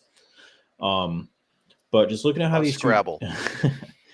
Yeah, it's worse than Scribble. So yes, I'm gathering. So I think this is going to be a little bit different of a game than people were probably looking at. I think it's going to be one in the trenches. I think this game is going to be one up front. So Arizona's defense has been really, really good over the past few weeks, since they've been on this streak. Their run defense is what I think could potentially win them this game. I think if they can stop BYU from getting those big gains on the yard, kind of stopping them 2-3 yard pickups and force, was it Retzlaff? Is that how you say his name? I think BYU's quarterback. Yeah. Force Retzlaff to make the plays down the field, put pressure on him, force him to make those mistakes. Because I think if you turn BYU into a one-dimensional team, that's where they're going to struggle, and we kind of saw that this past week. On the other side, so BYU, their offense, the second half of the season, as we've seen in the past few games, their scoring has went down. They're still averaged over 30 a game. That's just based off their first 6-7 they've played. Arizona State's offense, I mean, it's on fire right now. Scatabo, however you say it. Dude's an absolute animal running up and down that field. They got good QB play right now. So, and the biggest thing when it comes to the offensive side of Arizona State is you've got to run the ball. You've got to set up for the pass later on in the game. BYU averages almost 5 yards per carry. gives up almost 5 yards per carry.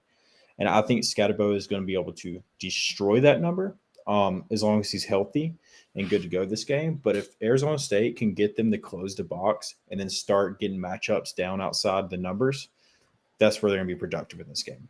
So I'm taking Arizona State minus 2.5.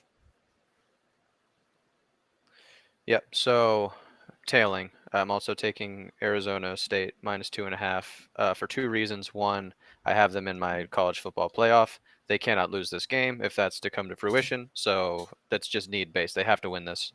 Yeah. I think Arizona State is more multi-dimensional in what they can do offensively than BYU is. I think if you stop if you stop BYU's run game, they're going to have a difficult time scoring on offense, like you said. Even if so, BYU's defense, they're very good against the pass. But Arizona State can do both.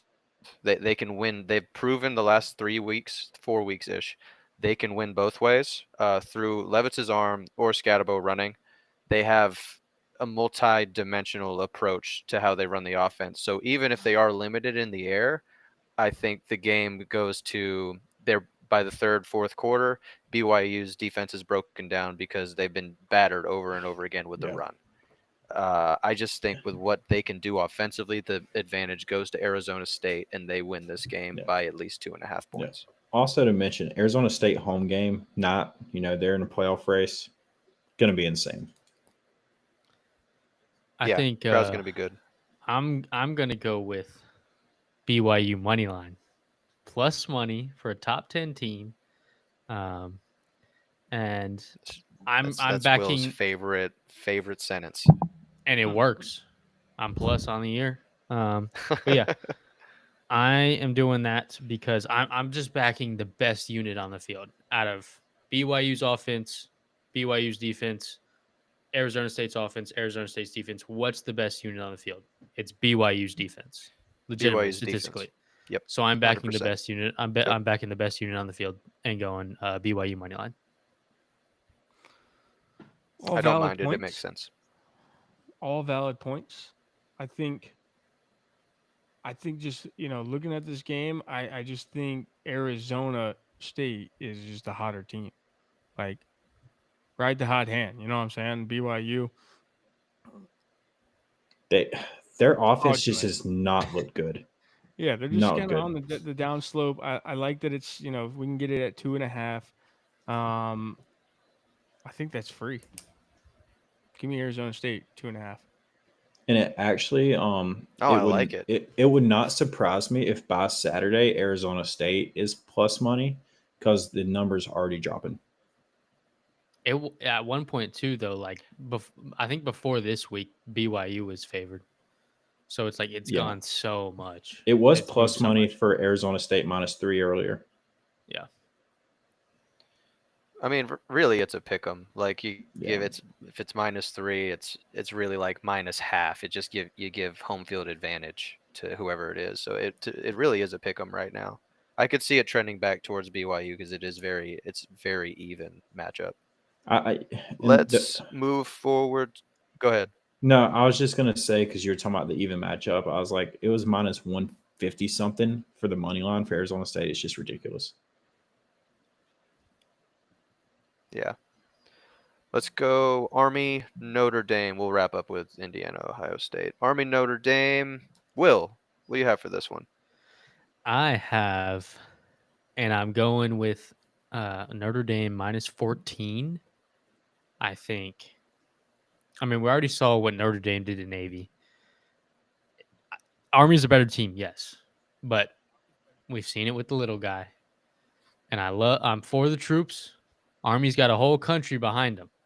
I'm rooting for Army, but my wallet's not going to be rooting for Army.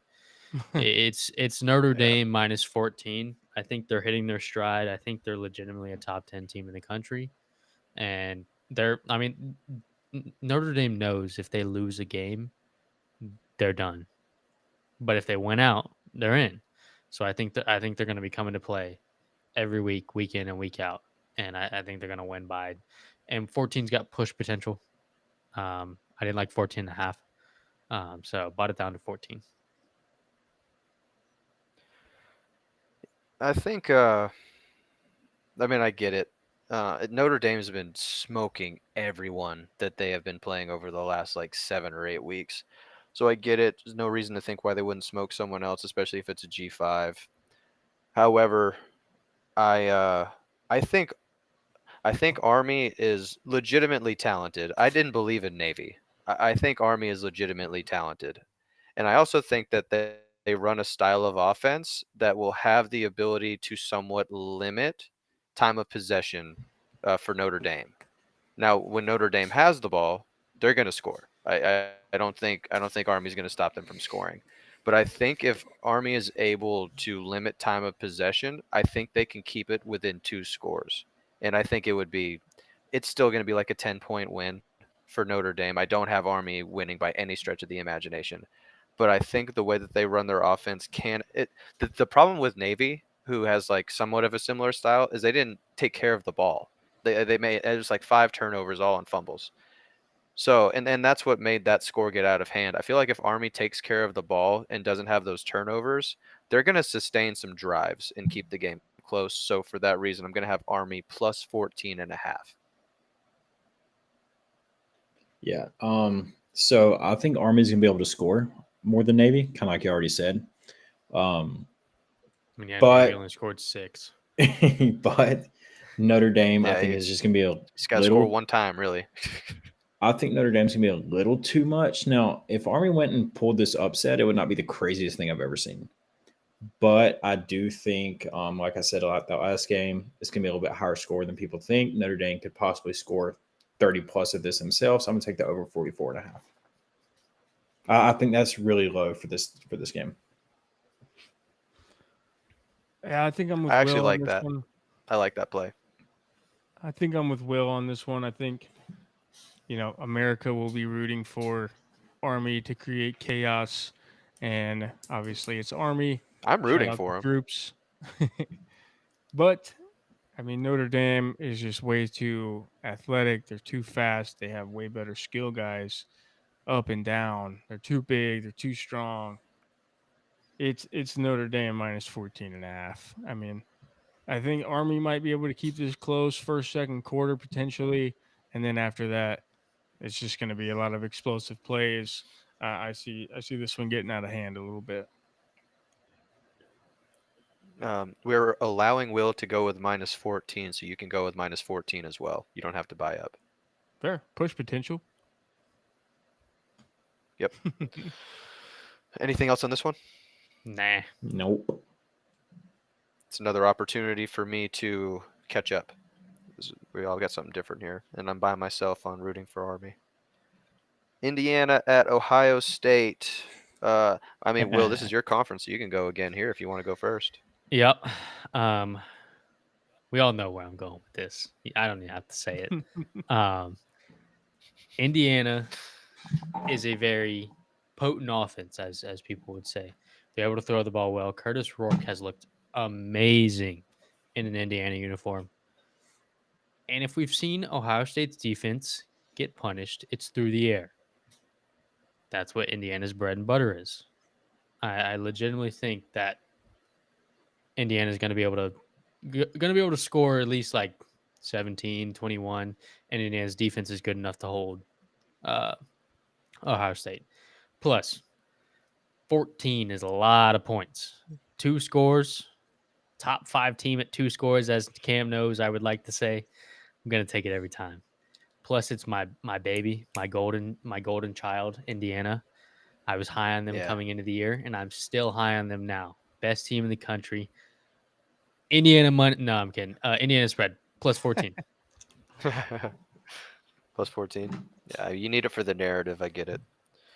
So this is the prove it game for Indiana. This is it. I am a little bit more of a naysayer because I haven't seen them with a impressive win. The wins are impressive because they're blowing teams out for the most part, but they haven't had that matchup where it's like, oh, they just showed up against like a legitimate top 10 team and took care of business. On the other side, Ohio State they actually need this game. Like this is a vital game for them in playoff hopes. So I would argue they need it equally, and if they need it equally, I go with the better team. So I don't think Indiana pulls the upset. I think the game is going to be somewhat close. I think Indiana can limit Ohio State's offense to some degree, and I also think Indiana is going to have trouble scoring the football against Ohio State's defense to a degree. 52 is fairly high in my mind. I'm going to take the under 52. I think we're going to get like a 28-17 kind of game here. So I'm going That's to a go under cover. 52. That's a cover. That's a cover. We're on the same team. All right. I've been a big Indiana hater, so I'll go ahead. Now, I would love nothing more than to see Ohio State suck. Y'all know my feelings about them and Ryan Day. But they're going to win this game. So, kind of like Cam said, I just don't think Indiana has really been tested yet. So it's kind of hard to judge how good they really are. Ohio State still throwing out a good offense, throwing out a good defense. We've seen them play good competition on what they can do. So, give me the over. Okay. Going over 52. Oh, you're gonna take the over? Going over Okay. Not a 52. bad play. Yeah, I Not think on the same team. No, Not no, on the same team. I do think Indiana is going to be able to score. I don't think Ohio State's going to be able to limit them too much, but I also think Ohio State's going to be able to drive and score on Indiana. Will Howard, he's really performing in these big games. Even though I'm not a huge fan of him, he is a good quarterback. So I think it is going to be a little higher scoring. Yeah, I think I'm more so Brandon?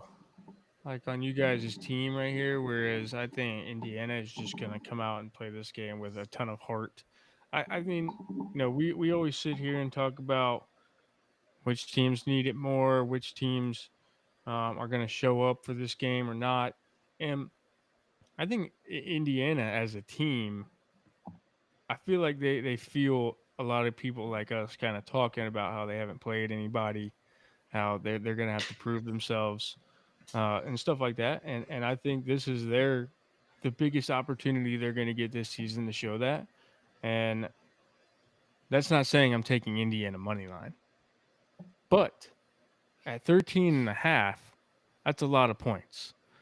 So I think the safe bet is definitely Indiana plus 13 and a half. And I think it's more than doable because I do see a path where they could potentially win this football game. So, sucks that it's at Ohio State. I wish it was at Indiana, but I'm definitely going with the safe route, going plus 13 and a half. This Indiana team's too good. They're ready to prove themselves. And I think on the flip side, Ohio State, um, I don't feel like they need this game as much. I just don't like something about. I think this is more so Indiana's year. If Indiana wins this game 30-0, I'll gladly lose my money. Same. I mean, technically, that'd be Ohio State awesome, Ohio honestly. State doesn't That'd be really awesome. need this game, I think, Right. because they'll have 2 losses, but then they'll miss the Big Ten championship, so they'll Right. be in. We definitely need to at some point have a segment agree with that. on which teams either like would benefit from not going to the conference championship, which teams would benefit from going to your conference championship. Like Any 2-loss team example- does not benefit. I to love go. that. right. Like for example, like Honestly, yeah. Alabama could easily benefit from going to the conference championship and winning it, right? Because I mean they're sitting there at 2 losses, just like 6 other SEC teams potentially. So I think any team in the SEC is kind of gunning to go to the conference championship and win it. Whereas like Ohio State, they might not need to go to their conference championship. And they could easily set themselves up with like a Boise State matchup or something like that, where they're more Yeah. comfortable. Yep. Toilet bowl? All right, running low on time. Let's go toilet bowl. We probably aren't going to spend a ton of time here because I think we're all probably going to be on the same page. Yep. Charleston Southern at Florida State. A couple of 1-win teams going at it. Charleston Southern, if you're unfamiliar, is an FCS team. I don't know what conference they play in. Florida State, I'm sure you guys have heard Big of. South, I believe. The worst team in FBS football. Might even be worse than Kennesaw State. Okay. Somehow. Okay. FSU, massive, minus 33.5 point favorites. 33, I'll go first. Fellas, 33.5 is a lot for a team that hasn't scored that many points this entire year. So all of a sudden, we're going to believe that not only do they stop Charleston Southern from scoring entirely, but they score more points than they've ever scored in a game in this calendar year. I am going to go ahead and take the Charleston Southern cover plus 33.5 and continue my hot streak. I think I'm going to take the same exact thing because little stat here for you. FSU has not covered in the last 6 home games against a non-FBS team. They just haven't done it, and they're the home favorite against a non-FBS team. It's the 7 in a row, going for 7. Like I needed more lucky ammunition. number 7. Yeah. Yeah. Charleston Southern plus 33.5. Nate, Brandon? Yeah. Is this game in Bovada? No. Okay, because I was looking at maybe taking Florida State. No, we under- had to go on Okay. action and find the spread. All right. I was going because I was considering taking Florida State under on points, but since I don't know what that is, give me Charleston Southern to cover. Yeah, I mean, Florida. Okay. The spread is what? I had a feeling we'd be on the 33? same page. Yeah, just Spread's 33, yeah. 33.5. Same thing. Florida State don't hasn't matter. scored more than 21 points all season, so give me Charleston Southern to cover. Why not? I had a feeling we'd be on the same page there. Let's go individual plays real quick. We have 9 minutes. Nate, start with you in the Big 12. What are your 3 plays? yes. Let me pull them up. I'll be really quick here. So I'm going to go back with the Buffs against Kansas. Kansas is on a little streak right now, but Colorado, I think, is just a much better football team. This is actually my plus money play of the week. I bought it up to minus 3.5. I think they're just going to be a little too much for Kansas by the end of the game. My next game is Texas Tech versus Oklahoma State. Oklahoma State is a very bad football team. Texas Tech does still have a good offense, and they're able to play sort of better defense than Oklahoma State. So give me Texas Tech minus 3.5. I'm going to take that there and then move on down to Cincinnati versus K-State. Cincinnati has shown that they can hang in some of these games. K-State is on their downfall. Cincinnati can still score and play decent defense. So give me that at plus 8.5. Awesome. Mine, Nice. Very efficient. Will, Big 10. Iowa minus 6.5 is my lock of the week versus Maryland. Maryland's not a good football team. And Iowa's got a pretty solid defense. So getting a touchdown here, yeah, I'm going to take it. Then plus money play of the week. Wisconsin money line is plus 115 versus Nebraska. Wisconsin's trending up. I actually genuinely like this play. And I if you want to go for like a lock, take the spread. I think it's 2.5. Buy it up to 3. It's like minus like 125 at with spread. But if you want to make some money with your boy, money line plus 115. Then we go Penn State minus 11 versus Minnesota. Spread's kind of low. I kind of expected it to be a lot higher. But yeah, I think I'm getting a top 10 team against Minnesota, who their defense is solid. But I'm going to take Penn State minus 11 against Minnesota. So those are my 3. Nice. All right. ACC, going to go with the Thursday game, NC State at Georgia Tech. I will be tuned into this one. I can't wait to watch this game. Georgia Tech favored at 9.5. I am going to take NC State to cover at plus 10. Bought up is like minus 120 for that, so I figured that was fair enough.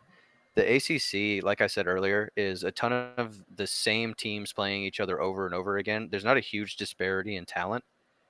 NC State still needs a win to be bowl eligible, so this is like a need game for them, especially with how disappointing their season has been. I don't know if they win, but I definitely think they can keep it within a possession. So plus 10 for NC State. I would say that's my lock, probably. Plus money play North Carolina at Boston College, another team who needs one win, and they are bowl eligible. That would be Boston College. Played SMU tough on the road, lost by only 10, and they were in that game the entire time. I think they have the home field advantage here versus North Carolina, and they win this game outright. The cover is at plus 3.5, but I'm going to take the money line at plus 145. Boston College wins this game. Last one, the big game, Stanford at Cal. It is going to rain. Cal loves to throw the ball. They cannot run the ball worth a crap. They are favored by 2 touchdowns in this game. This might be my lock, honestly. They are favored by minus 14. I get it. Stanford is not good, but they just beat Louisville by 3, so anything is possible. If it is raining and Mendoza can't throw the ball, they are going to struggle on offense because they can't run it worth a crap. So Stanford covers plus 14. We'll go to Brandon for SEC, and then we'll wrap this thing up. 4 minutes. Sir. So I think this is the most confident I've been in my individual picks all year. First, we're going to start out with Alabama. Always a going good to sign. Oklahoma. Yeah, always goes good when you're confident. Alabama at Oklahoma. They are 13.5-point favorites, and I'm going to hammer that because Oklahoma is an absolutely terrible football team, and they still have no identity. Their defense is bad. Alabama has been trending up in that category of defense, and like we said, Milroe is just that guy. So, plus these are all must-win games too for these SEC teams that are in the hunt. So you got to win this game. You got to play good. You can't look ahead. You gotta 1-0 every week. So moving ahead, we're going to Texas A&M at Auburn. I know Auburn's a scary place to play, but their football team itself is not a scary football team to play against. Their quarterback is not good. They still have Hugh Freeze, not a good coach. Texas A&M, this is a must-win football game because they can't have a slip-up. They got to play Texas next week, so they have to go into that game. Still, I think they'd be 5-2 at that point, or excuse me, 6-1, and they're only minus 2.5 favorites. I mean, that's just a field goal against a really, really bad Auburn team who struggles on offense, struggles turning over the ball, and their defense hasn't been good, to say the least. They gave up 14 points to UL Monroe last week, so why not? Then for the spicy one that I'm actually pretty confident about, Vanderbilt going to LSU, going to Death Valley. LSU coming off a bad loss to Florida. Vandy, they're just the Grim Reaper of the SEC. We are taking Vandy money line at plus 250. Without a doubt, Pavia is that guy. LSU, their hopes and dreams are crushed. They are no longer in the race. What is the point of playing football anymore when Vanderbilt has never been in the race, really? And they play football hard every week. We know this. We've seen this. I think my lock of the week, though, would be that Texas A&M pick if I had to take a lock. Nice. All right. We are almost done. Brandon, real quick, tell the people what they need to do. Yep. First of all, thank you to all the guys and girls who came and watched the live again. We're growing a little bit. This is only our second time doing the live. I think at one point we had close to 10 viewers. I know that's not that much in the grand scheme of everything you see on Twitch with, all these people pulling like 50,000 people. But there was one time when we had 0 people watching this podcast. So 10 is plus a lot of percent. So thank you to all those guys that watch. Make sure if you're on the Twitch, if you're on the YouTube, hit the subscribe button, hit the follow button, ring the bell so you know when we go live. We also post pretty much every day on Instagram, and we do post.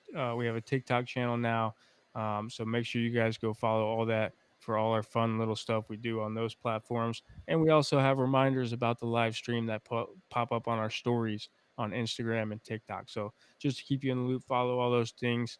And same thing with Spotify. Go listen on Spotify. Go listen on Apple Music. If you did not catch the live stream, we appreciate all you guys for tuning in with us tonight. Very nice. That is going to do it. We appreciate everyone who tuned in to the episode. As always, me and Will be back on Friday to recap Week 11, our plays, and then our plays for Week 12. The rest of us, minus Nate, will be back next Wednesday.